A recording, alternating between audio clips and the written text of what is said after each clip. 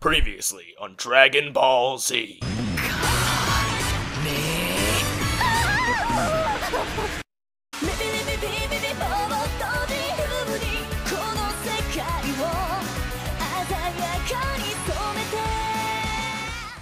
Blood Lad is a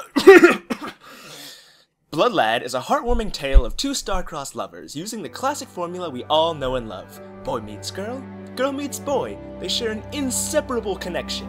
Boy fights to protect girl with his life. Girl gets eaten by plant. Isn't it romantic? Let's rewind a bit, shall we? So this is our main character, Staz. He's a vampire, which means he's a smooth operator. He's the boss of the Eastern Demon World, which means he's got power and fame. And he's an otaku. And that's gotta count for something, right? Yeah, he's pretty much perfect. So one day, Staz gets a call about someone showing up in the demon world. Let's see, big eyes, pale skin, big boobs, uniform. Oh, of course, it's a high school girl. So Staz, suddenly having access to Japan's most valuable resource, does the only logical thing. He abducts her, locks her in his room, and proceeds to make her tell him everything she knows about otaku culture. Unfortunately, the romantic date gets interrupted by this bum who thinks he can beat Staz in a fight. What's even more unfortunate is that this show is not Plants vs. Zombies, and even if it was, Staz isn't a zombie. If you know anything about first generic enemies and pretty much anything, well, yeah. Okay, now back to the room so we can learn more about how there are like 14 Final Fantasies now. マジで?もうそんなに出てるの?あのゲーム!はい確かもう全然ファイナルじゃないじゃん!そうですね Knock knock! And she's plant food. Oh, but what's that on your bed, Staz? That's right, fan server, I mean a ghost. She's not very ghostly though. In fact, the only thing that tells you she's a ghost is she has this triangle thing on her head. Scary, right? Ah! But oh, cruel fate! Staz feels nothing for our main heroine anymore. Did he only like her for her body? Though, I guess despite being a ghost, she kinda still has one.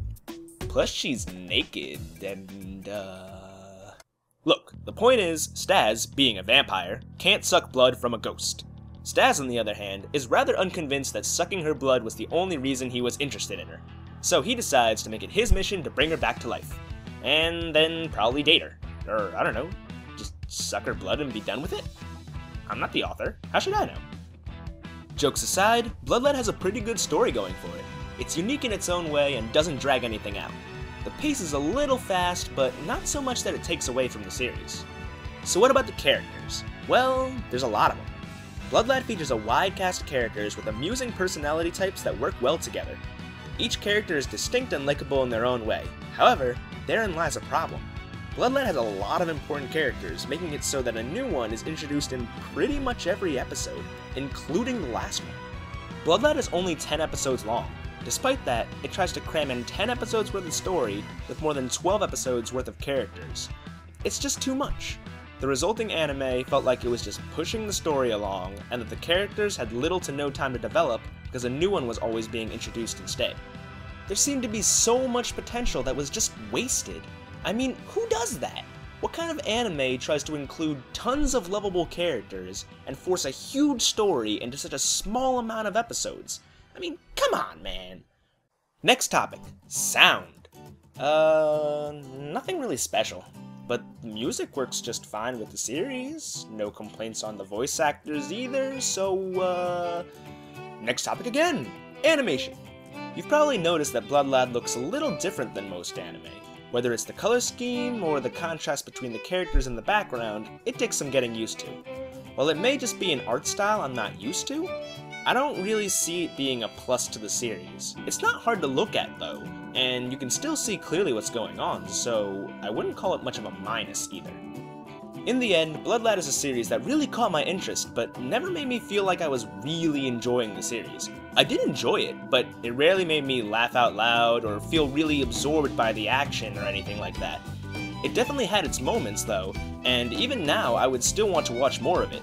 I ended up with a feeling of, I really want to love this, but I just like it as a friend. I'm sorry. 5 points to start. +1 for enjoyability, -1 for wasted potential. +1 for well-balanced characters. +1 for interesting plot. -1 for plot and character cramming.